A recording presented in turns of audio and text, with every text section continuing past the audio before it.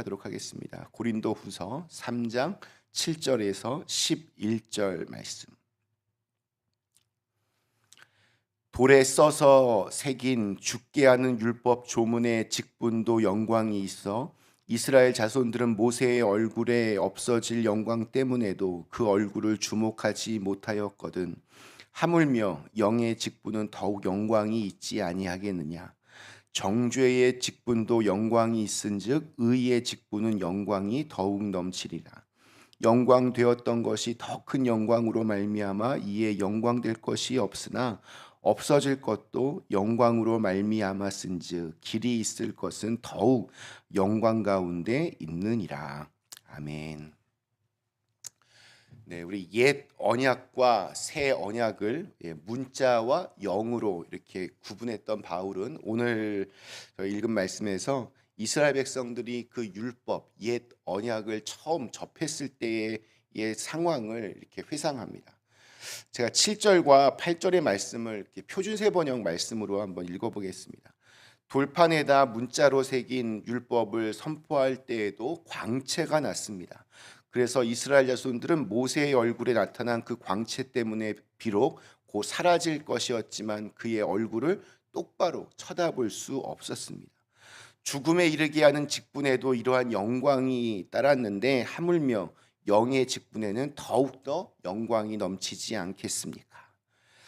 하나님은 우리 이스라엘을 출애굽시키신 후에 그들을 시내산으로 인도하셨습니다. 모세는 백성들을 이제 시내산 밑에 두고 홀로 시내산으로 올라갔습니다. 40일 동안을 혼자 그곳에서 금식하며 하나님의 말씀을 기다렸습니다. 율법을 받기 위해서입니다.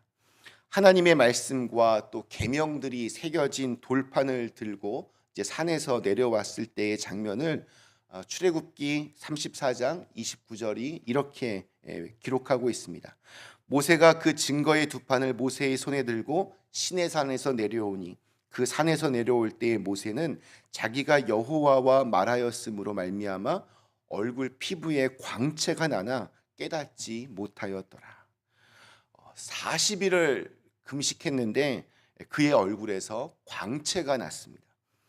바울은 그때 그 장면을 떠올리며 돌판에 새긴 그 새 언약으로도 빛난 광채가 함께했는데 가슴에 새긴 새 언약은 어떻겠는가 이렇게 묻고 있는 것입니다. 그러니까 이러한 비교를 통해서 새 언약의 중요성을 아주 극대화하는 방법을 취한 것으로 보입니다. 그러나 어제도 말씀드렸지만 율법은 율법대로의 기능이 있습니다. 율법을 통해 죄를 알게 합니다. 내가 죄인인지를 알아야 죄로부터 구원받을 수 있는 길을 갈망하게 됩니다. 바울은 로마서를 비롯해서 그의 다른 여러 서신들에서 이러한 율법의 순기능에 대해서 여러 차례 설명을 했습니다. 즉 바울이 이렇게 옛 언약과 새 언약, 율법과 복음을 비교하는 이유는 율법의 불필요성을 강조하는 것이 아니라 율법과 새 언약, 복음의 조화를 위해서 이렇게 말하는 것임을 우리가 먼저 알아야 합니다. 예전에 어느 목사님이 이런 글을 쓰신 적이 있습니다. 교회에서 자기를 아주 힘들게 하는 분이 계셨는데 그러니까 기도하자고 하면 삶이 기도인데 무슨 기도 시간을 특별히 갖느냐고 그렇게 말씀을 하신답니다. 주일 예배 우리 잘 지키자, 빠지지 말자 하면 하나님이 창조하신 모든 세계가 다 교회인데 꼭 주일날 교회에 나와 예배 드리는 것만이 예배이냐 말씀하시면서 주일 예배도 되게 자주 빠지신다고 합니다. 워낙에 아는 것도 많으시고 또 신앙의 연조도 오래되셔서 아무리 뭐 이런저런 권면을 해도 통하지를 않는다고 합니다. 생각해 보면 사실 되짚어 보면 또 다 이렇게 틀린 말이라고 말하기에도 좀 그래서 어떻게 해야 할지 참 난감하다. 뭐 이런 글을 쓰셨습니다. 어떠십니까? 다 그분 얘기 사실 맞는 얘기입니다. 틀린 말 아닙니다. 삶이 기도고 또 우리의 호흡이 또한 기도입니다. 또 무소부재하신 하나님이시기에 어느 곳이든 다 하나님이 계시고 또 어느 곳이든 다 교회가 될 수 있습니다. 그런데 중요한 것이 빠져 있습니다. 우리의 모든 삶은 정해진 규칙과 반복에 의해서 성장하고 깊어진다는 것을 놓치고 있습니다. 규칙적인 삶을 통해서 건강이 이루어지듯 규칙적인 생각과 마음 또 교제와 나눔을 통해서 우리의 영의 깊이가 더해지고 하나님과의 친밀한 동행이 가능하다는 것을 너무 소홀하게 생각하는 겁니다. 습관은 가장 귀한 영적인 훈련입니다. 하나님은 질서의 하나님이십니다. 그 질서처럼 우리의 습관도 어떤 그 질서가 필요합니다. 체계가 필요합니다. 불규칙한 식생활 습관, 들쭉날쭉한 수면 생활, 그리고 막무가내식 운동까지 질서가 없으면 오히려 역효과가 날 확률이 훨씬 더 높습니다. 자기 마음대로 신앙생활을 하면 하나님도 믿고 예수님도 믿고 십자가도 믿고 성령님의 인도하심도 믿고 다 믿는 것 같지만 이것이 일관성이 없기 때문에 굉장히 위험한 신앙생활이 될 수 있습니다.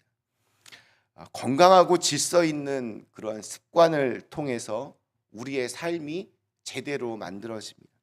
그래서 하나님은 우리에게 예배를 명령하시는 거고 규칙적이고 질서 있는 영적인 삶을 요구하십니다.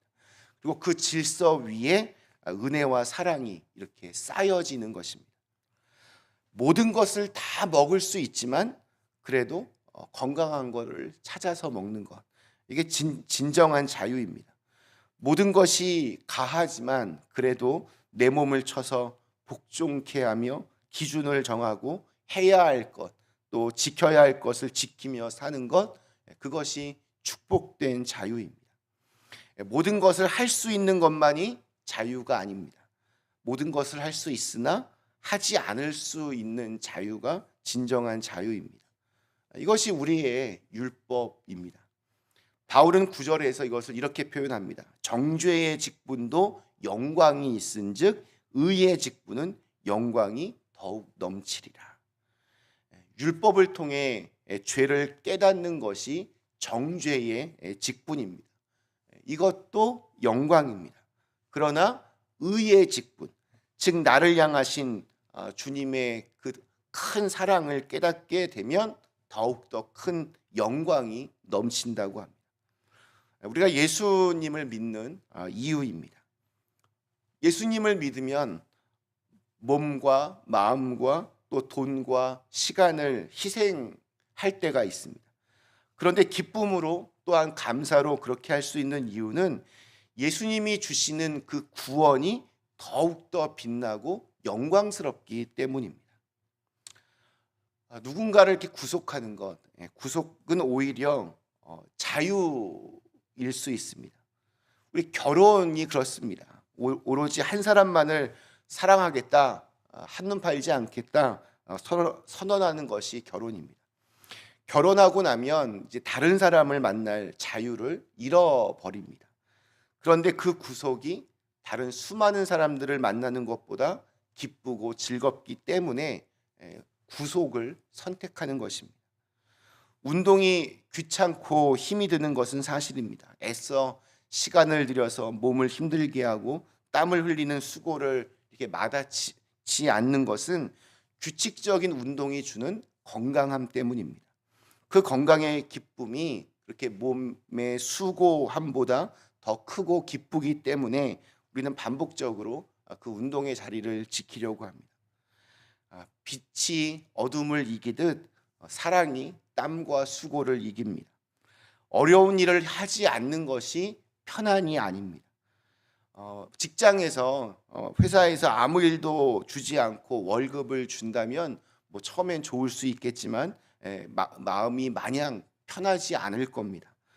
어려운 일을 하더라도 힘든 과정을 거친다 할지라도 그 속에서 기쁨과 즐거움, 감사와 보람이 있다면 기꺼이 그 수고와 어려움은 감당하고도 남을 것입니다.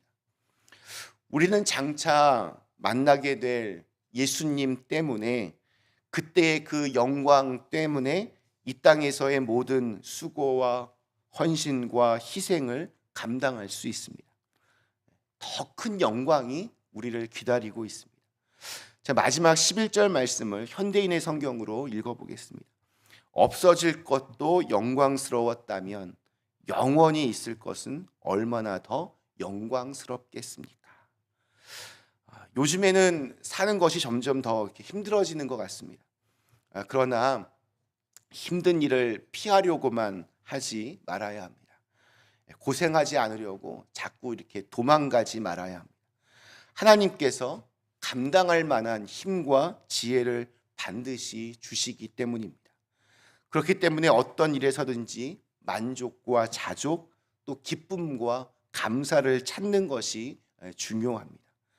주님의 영광의 빛이 나의 모든 이 수고와 노력을 덮는 기적을 기도하셨으면 좋겠습니다. 언젠가 때가 되면 그때 나의 땀과 노력이 빛나게 될 것이고 값진 결과를 낳을 것을 믿기 때문입니다. 오늘도 여러 날선 반응과 또 내 마음을 건드리는 공격들, 때론 더 크고 무거운 일들이 내 앞에 놓일 수도 있습니다.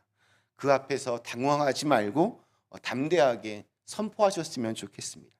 나에게 더 큰 기쁨을 주시려는 하나님의 기회이다. 주님의 영광을 맛볼 순간이다. 짐이 무거우면 무거울수록 더 큰 힘을 내게 주실 것이다. 이렇게 선포하셨으면 좋겠습니다. 그렇게 고통을 웃음으로 또 수고를 감사로 바꾸는 우리에게 우리가 흘렸던 땀보다 더 귀하고 값진 영광이 찾아올 줄로 믿습니다. 오늘도 그렇게 믿음으로 승리하는 날이 되시기를 주님의 이름으로 간절히 축원합니다. 잠시 함께 기도하시겠습니다. 전능하신 하나님, 이 땅에서의 수고가 참 벅찰 때도 많이 있음을 고백합니다. 그러나 우리는 장차 올 큰 영광을 바라보며 사는 사람들입니다. 하나님, 이 땅에서 우리가 살아있는 동안 하나님은 우리에게 모든 것들을 감당할 수 있는 힘과 지혜를 주신다 약속하셨습니다. 그 마음을 가지고 또 그 믿음을 가지고 작은 것이라도 더 많이 들여다보며 기쁨과 감사를 찾아내고 또 그것을 소유할 수 있는 저희들 모두가 되게 하여 주시옵소서. 더 큰 영광을 바라보며 이 땅에서의 모든 수고를 잘 인내하고 또 그렇게 인도하실 하나님을 찬양하며 오늘 하루도 믿음의 길을 잘 걸어갈 수 있도록 인도하여 주시옵소서. 예수님의 이름으로 간절히 기도드리옵나이다. 아멘.